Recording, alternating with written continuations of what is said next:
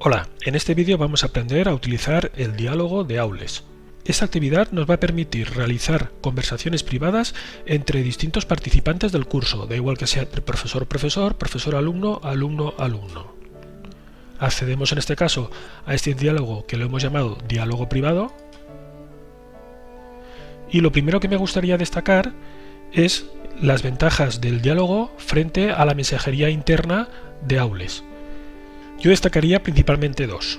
La primera es que estamos contextualizando mensajes dentro de cada curso. Es decir, cuando nosotros accedemos a un mensaje, sabemos siempre desde qué aula o desde qué curso se nos ha mandado. Por otro lado, siempre tenemos ordenados los mensajes por asuntos. Como veis aquí, tenemos 4 grupos de mensajes, todos agrupados por el asunto. Como podemos ver, tenemos 3 pestañas. La primera sería ver conversaciones, la segunda los borradores y luego reglas de apertura masiva. Nos vamos a centrar primero en ver conversaciones. Aquí podemos ver las conversaciones que vemos en este control que tenemos abiertas. Luego tenemos conversaciones también cerradas. Vemos aquí que nos lo indica. También podemos cambiar el orden en el que aparecen.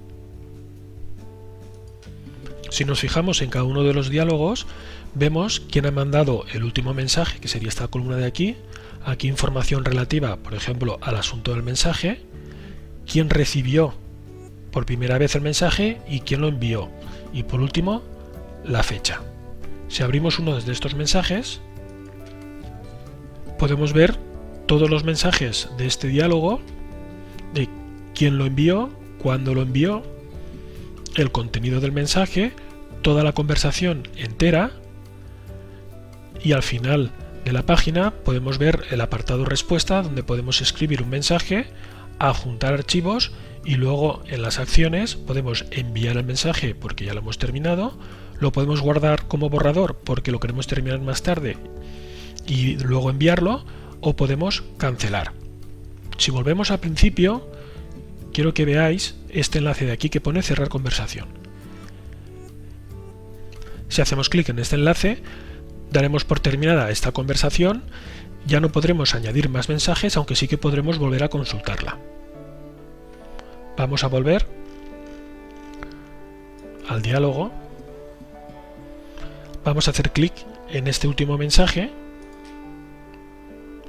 Y aquí vemos que el primero que inició este diálogo fui yo.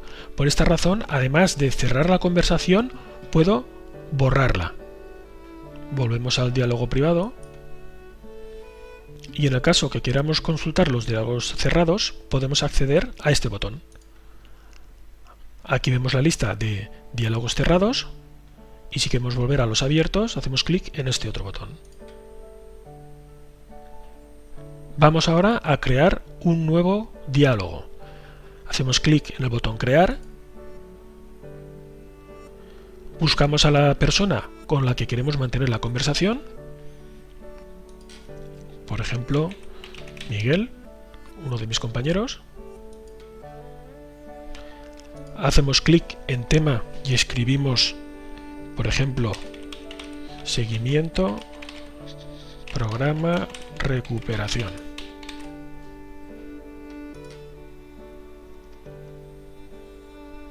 Hacemos clic en el cuerpo del mensaje y escribimos lo que queramos comunicar. En este caso yo ya lo tenía escrito. Hola, ¿qué te parece si quedamos un día para hablar por teléfono sobre el programa de recuperación? Un saludo. Podría adjuntarle, por ejemplo, un fichero con cuál es el programa o con un documento que yo esté haciendo el seguimiento, y directamente ya lo puedo dar a enviar. Una vez lo hemos enviado, veis que ya nos aparece el primero. Cuando él reciba este mensaje y me conteste, yo vería aquí como que tengo uno o varios mensajes por leer. Ahora vemos que cuando Miguel ya me ha contestado, me aparece en el curso un aviso de que tengo un mensaje sin leer. Accedo al diálogo privado y veo que en esta conversación de aquí me marca un 1. Eso quiere decir que tengo un mensaje por leer, que me lo ha mandado Miguel. Recordad, en este vídeo hemos visto las ventajas que nos ofrece el diálogo privado frente a la mensajería interna de Moodle. hemos aprendido a leer nuestra correspondencia y a mantener una conversación con un compañero o con un alumno.